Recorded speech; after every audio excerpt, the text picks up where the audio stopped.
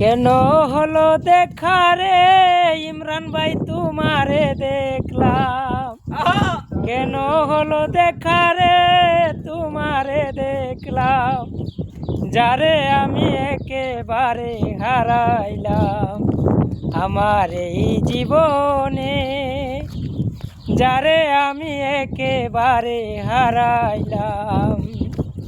ওরে কোন মুখে দাঁড়াইয়া বলবো এই মনের কথা, কথা শুনে তুমি যদি পাও গো বেতা।